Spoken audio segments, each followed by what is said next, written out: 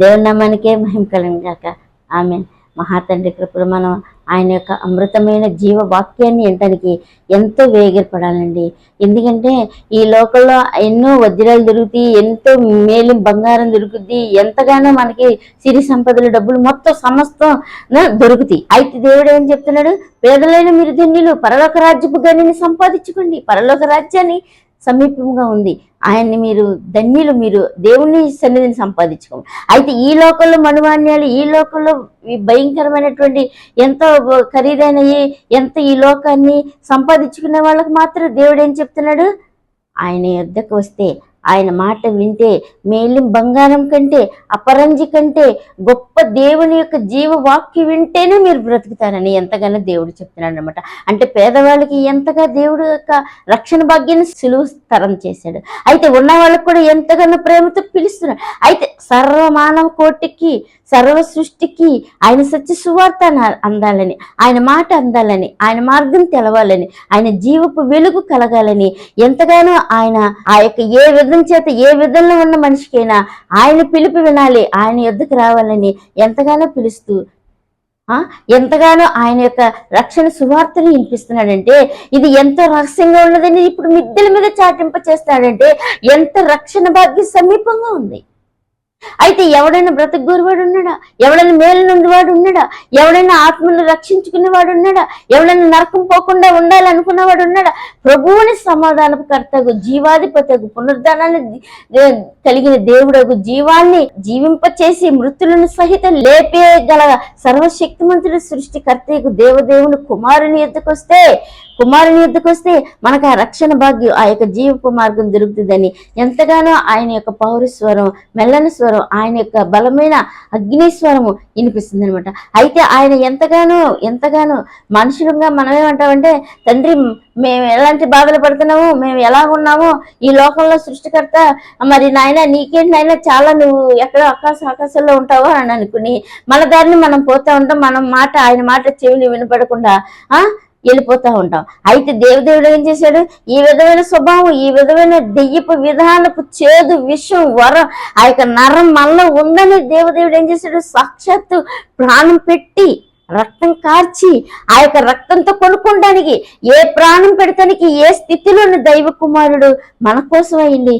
ఎంతడు పేదవానిగా ఈ లోక విధంగా సహోదరుడుగా మనతో ఉండి ఆయన ఎంతగానో మనకి దర్శన భాగ్యం, ఎంతగానో దేవుని యొక్క అమృత వాక్యపు భాగ్యాన్ని మనకి కలిగి చేయటానికి మన సహోదరుడుగా మనలా పోలికగా ఉన్నాడంటే దేవుని యొక్క ప్రేమ, దేవుని యొక్క నడిపింపు, దేవుని యొక్క మాట, దేవుని వైపు చూడమని, ఆయన వైపు చూడమని ఎంతగానో ఆనాటి ఆదాము అవ్వలో కూడా ఎంతగానో ఎక్కడున్న ఆదామా అని పిలిచిన దేవుడు ఈనాటికి కూడా ఇక ముందు కూడా ఎంతగానో మానవ జాతిని పిలుస్తూనే ఉన్నాడు, ప్రేమిస్తూనే ఉన్నాడు, నడిపిస్తూనే ఉన్నాడు.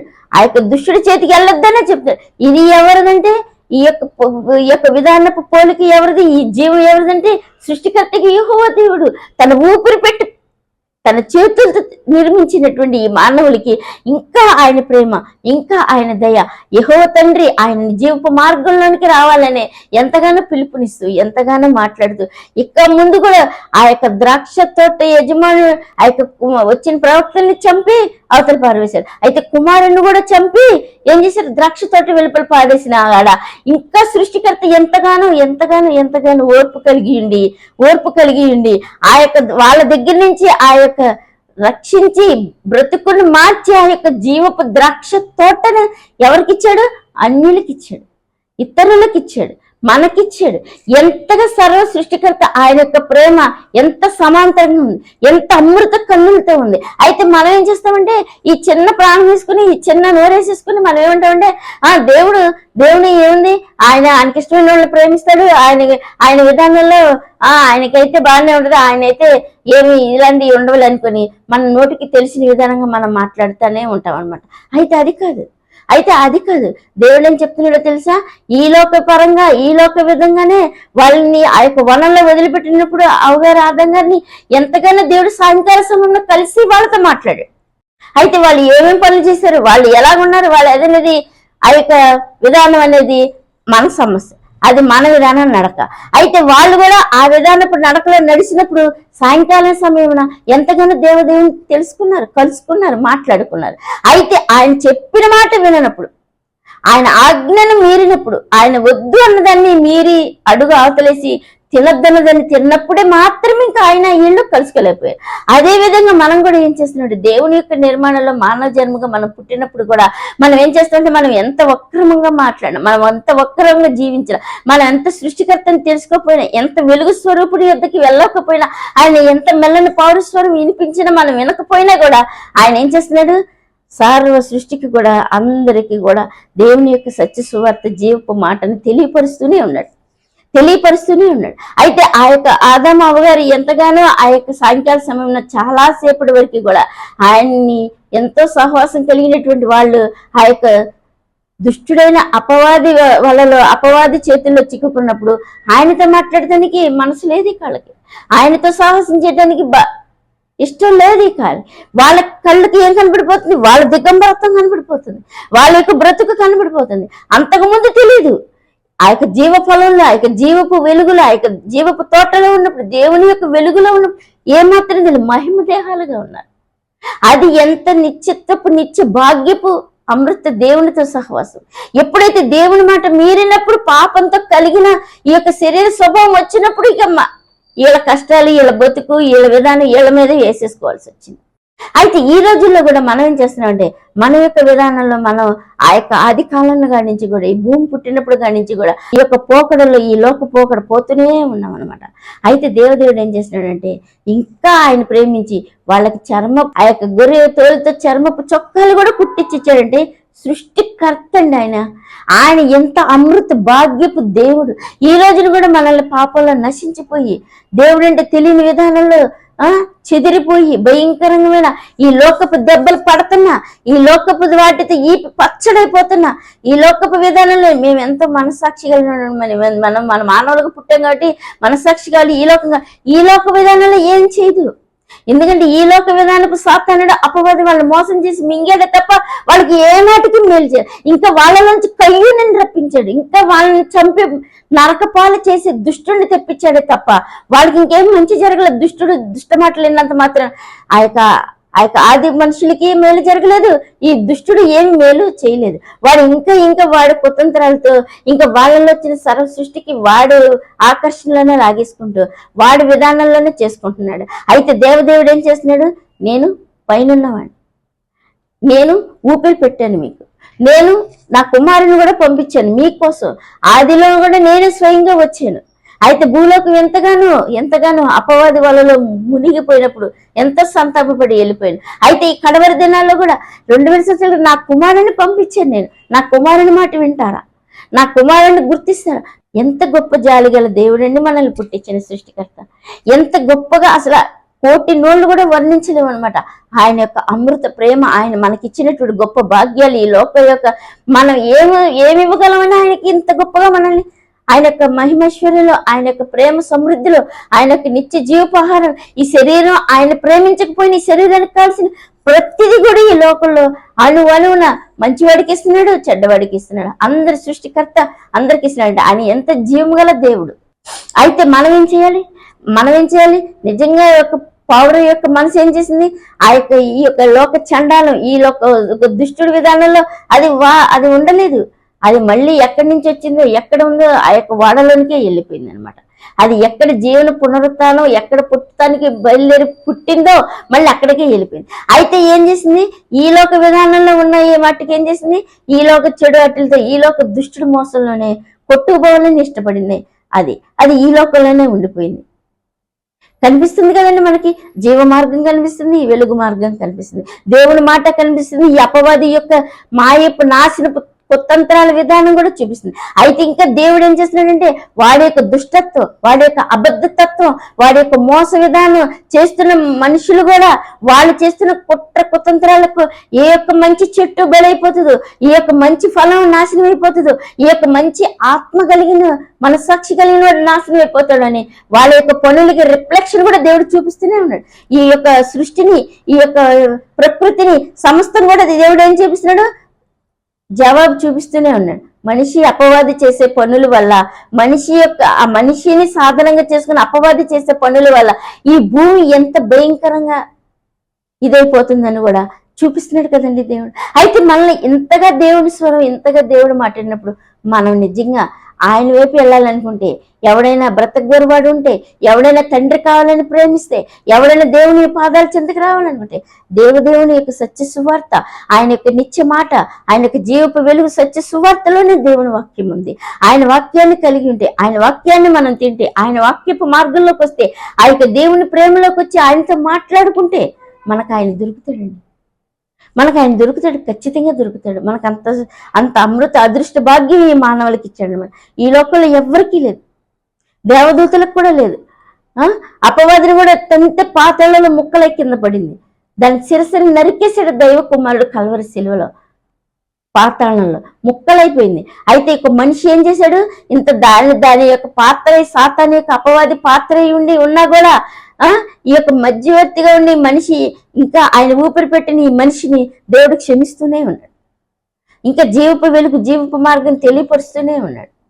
ఆయన ఎంతగానో మాట్లాడుతున్నాడు. ఒక్కసారి మనం ఆయన ప్రేమ వైపు, ఆయన మార్గం వైపు, ఆయన దయ వైపు, ఆయన వైపు చూస్తే మనం ఎంతో రక్షించబడతాం అనమాట.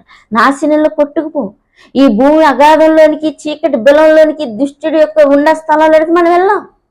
అయితే అట్టి గొప్ప పిలుపుని, అట్టి గొప్ప చెయ్యిని దైవ కుమారుడు సాక్షాత్తు మన కోసం ప్రాణం పెట్టించినటువంటి నిజ రక్షకుడు, ప్రేమ పూర్ణుడు, మహాతండ్రి, ఇంత గొప్ప దైవ కుమారుడు మన కోసం వస్తున్నప్పుడు మనం ఒకసారి ఆయన మాటింది. అయితే దేవుని యొక్క విధానంలో మనుషులు చేసిన పనులు ఎంత వెంటాడుతూ మనిషినికే ఎంత అపాయం చేస్తున్నాయో ఒకసారి దేవుడి వాక్యాన్ని చదవండి. యోహాను సువార్త 8వ అధ్యాయం 7వ వచనం చదవండి. వారు ఆయనను పట్టు వదలక అడుగుచుండగా ఆయన తల ఎత్తి చూచి, మీలో పాపం లేని వాడు మొట్టమొదట ఆమె మీద రాయి వేయి వచ్చునని చెప్పి మరలా వంగి ఆమె మీద వ్రాయిచుండే. పెద్దవారు మొదలుకొని చిన్నవారి వరకు ఒకని వెంట ఒకడు బయటికి వెళ్ళేది. యేసు ఒక్కడే మిగిలింది. ఆ స్త్రీ మధ్యన నిలబడి ఉండేది. యేసు తల ఎత్తి చూచి, అమ్మా, వారెక్కడ ఉన్నారా అని నీ మీద నేరం మోపిన వారెక్కడున్నారు అని అడిగినప్పుడు ఆమె, లేదు ప్రభువా అని అందుకు యేసు, నేను నీకు శిక్ష విధింపను, నీవు వెళ్ళి ఇంకా పాపము చేయకమని ఆమె చెప్పాను. చూసారండి దైవవాక్యపు జీవపు మాట. చూసారండి, ఈ లోక మనుషుల్లో, ఈ లోక విధానంలోనే ఆదిలోనే ఉంది కదండి తిరుగుబాటు, ఆదిలోనే రక్తం చిందించుతూ ఉన్నదంటే దుష్టుడు ఎంతగానో దేవుడు ప్రేమను పండిస్తే, సహవాసంతో నింపితే, చక్కగా సంభాషణ చేసి దేవుని యొక్క పరదేశంలో వాళ్ళు మాట్లాడుతుంటే ఈ యొక్క దుష్టుడు ఏం చేశాడు, ఆయన పెట్టిన ఊపిరిని బయటికి తీసేసి, ఆయన పెట్టిన రక్తాన్ని చిందించే విధానపు విషాన్ని కలిగింపచేసే విషపు విధానపు ఆ యొక్క అసమాధానపు నాశనాన్ని పుట్టించాడు అనమాట వాడు. అయితే ఈ యొక్క విధానం ఆ రోజుల్లోనే ఉన్నప్పుడు ఈ రోజుల్లో కూడా ఇంకా అది ఏం చేస్తుందంటే కొంచెం మార్పు చెంది ఇక రాళ్ల రూపంలో, మాటల రూపంలో, ఈ యొక్క విధానాల రూపంలో ఒక మనిషి ఈ విధవైపు కాలాన్ని బట్టి చూస్తే ఎవరైనా చూస్తే ఓరవలేని విధానం. ఇవన్నీ అపవాది యొక్క తంత్రపు విధానపు మాటలు మూటలే అనమాట. ఈ యొక్క ఆమెని తీసుకొచ్చి ఆయన ముందుకొచ్చి, ఈమె ఇలా చేస్తుంటే ఈమె పట్టుబడింది, ఈ విషయంలో నువ్వేం తీర్పు తీరుస్తున్నావు అని ఆయన చిక్కుపరుచుకోవడానికి మాట్లాడుతున్నారు. అయితే ఈ యొక్క వాళ్ళు ఏం చేయాలి అసలు లెక్క ప్రకారం అయితే దైవ కుమారుడే, సాక్షాత్ దేవుని కుమారుడే సొలొమోను మండపం దగ్గర, దేవుని యొక్క మందసం దగ్గర దేవుని యొక్క మాటలు చెబుతున్నప్పుడు, తండ్రి యొక్క దేవుని యొక్క రాజ్యపు బాటను తెలుపుతున్నప్పుడు వాళ్ళు ఏం చేయాలి? నిజంగా దేవుని తెలిసి ఉంటే, దేవుని కలిగి ఉండాలనుకుంటే, దేవుని పూజ చేస్తున్నాం అనుకున్న వాళ్ళైతే, పూజ చేయని వాళ్ళైతే ఈ లోక అపవాది పనులతో ఉన్నారు. పూజ చేసే వాళ్ళు మాత్రమే ఉన్నారు.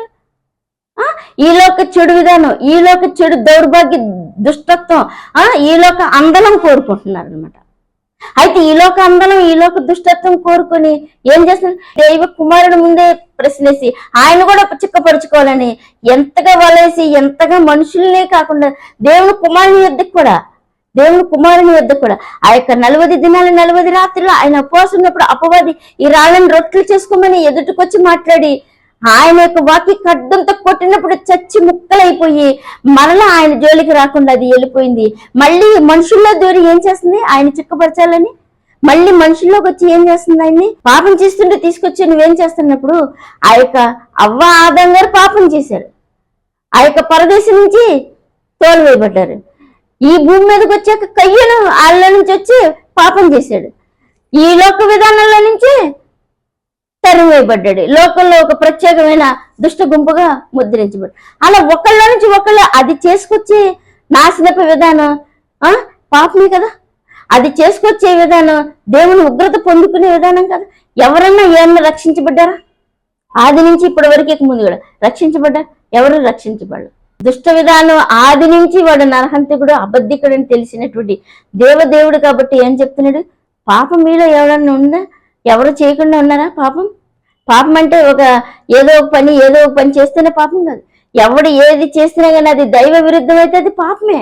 అది ఆ పాపమే పట్టుకుంటుంది. ఆ పాపం వెళ్ళలేదు. ఆ పాపం ఎక్కడికి తీసుకెళ్తుంది? అపవాది చేతికి తీసుకెళ్తుంది. పాపం చేయ ప్రతి ఒక్కడు పాపానికి దాసుడు. ఆ పాపం ఎవరిది?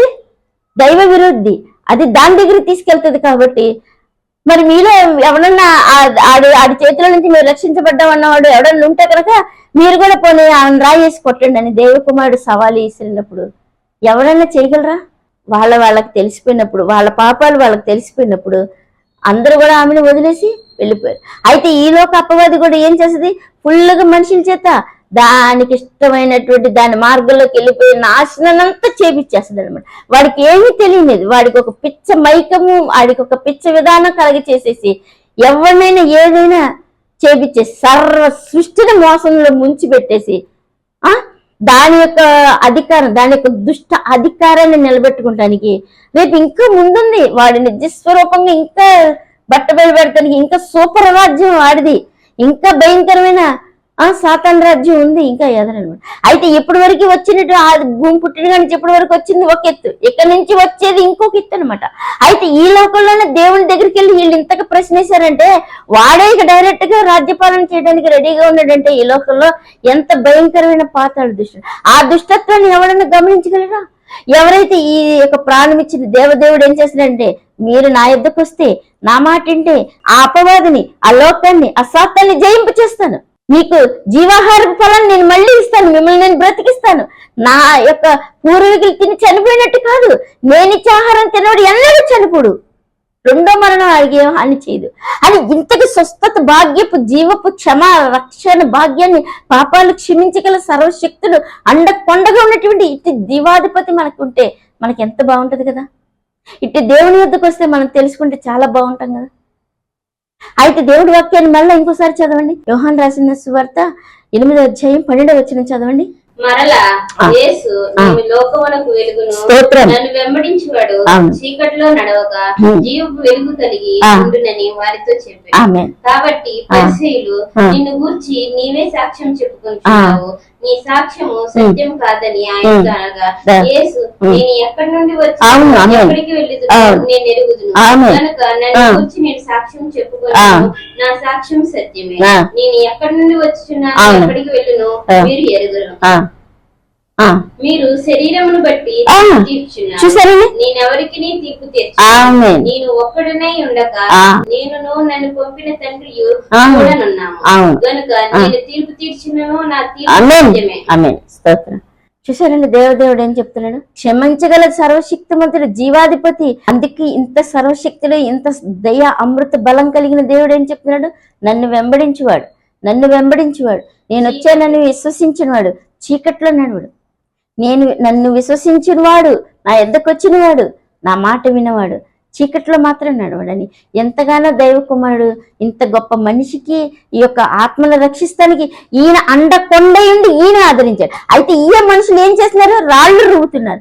అయితే ఆమె చేసిన విధానాన్ని క్షమించలేకపోతున్నారు, ఆమెకి సమాధానం ఇవ్వలేకపోతున్నారు. చనిపోతే ఎవడైనా వాడిని లేపలేకపోతున్నారు, ఎవరికైనా కాళ్ళు లేకపోతే వాడికి ఏమి ఇవ్వలేకపోతున్నారు, ఎవరికైనా బతుకు లేకపోతే ఏమి ఇవ్వలేకపోతుంది, ఎవరైనా చస్తే నరకం పోతే వాడిని ఏమి చేయలేనటువంటి ఈ భయంకరమైన మనుషులు సాతాన్ని ఏం చేయగలదు, సాతాన్ని ఏం చేయగలేదు.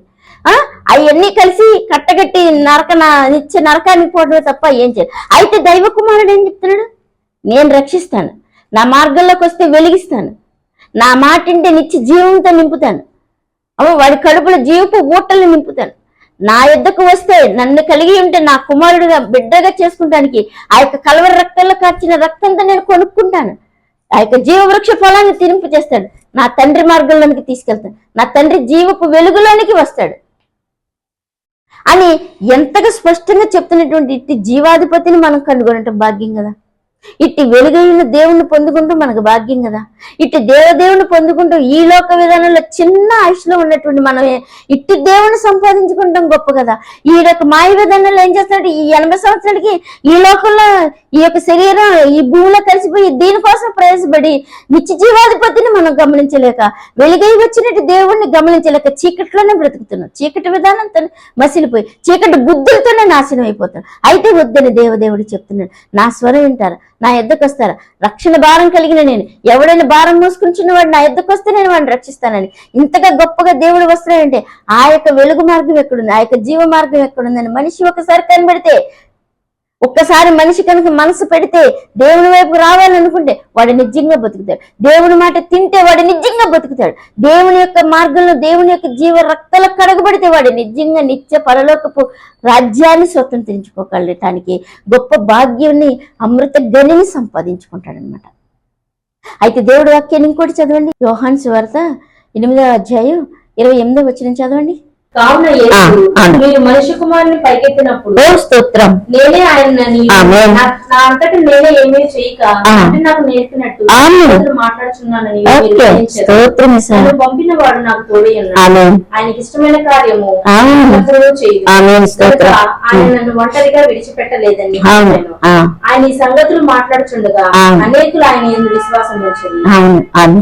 చూసారండి, ఆ రోజు కదా సాక్షాత్ దైవ కుమారుడు సేవా పరిచర్య విధానంలో తండ్రి యొక్క జీవ మార్గం తెలియపరుస్తున్నప్పుడు ఎంతగానో భయంకరమైన దుష్టుడు ఎంతగానో ఇక రాను ఘట్టాల్లో ఇంకా ఆయన్ని ఆ యొక్క పాపిష్టులైన మనుషుల చేతికి అప్పగించబడి ప్రధాన యాజకుల చేతులకు అప్పచెప్పబడి ఆ యొక్క భయంకరమైన విధానంలో ఆయన ఎంతగానో ఆ యొక్క దేవదేవుణ్ణి సిలువేయబడుతుందని ఆయనకి తెలుసు, పాపిష్టులైన చేతులకు అప్పచెప్పబడుతుందని ఆయనకి తెలిసి కూడా ఇంకా దేవుడు ఏం చెప్తున్నాడు, ఇంకా వెలుగుంది కాబట్టి, ఇంకా దేవుడు అక్కడే ఉన్నాడు కాబట్టి, ఇంకా జీవంలో కావాల్సిన వాళ్ళు ఎవరు ఉన్నారా అని పిలిచి జీవజలాన్ని ఇచ్చి జీవపు మాటను తెలియపరుస్తూ పాపములు క్షమిస్తూ రక్షణ భాగ్యంలోనికి రక్షణలోనికి నిలబెట్టడానికి తండ్రి యొక్క నిత్య మార్గాన్ని చూపించడానికి సత్యదేవుడు ఇంకా ఏం చెప్తున్నాడు, నేను తండ్రితో ఉన్నాను. చదవండి ఒకసారి.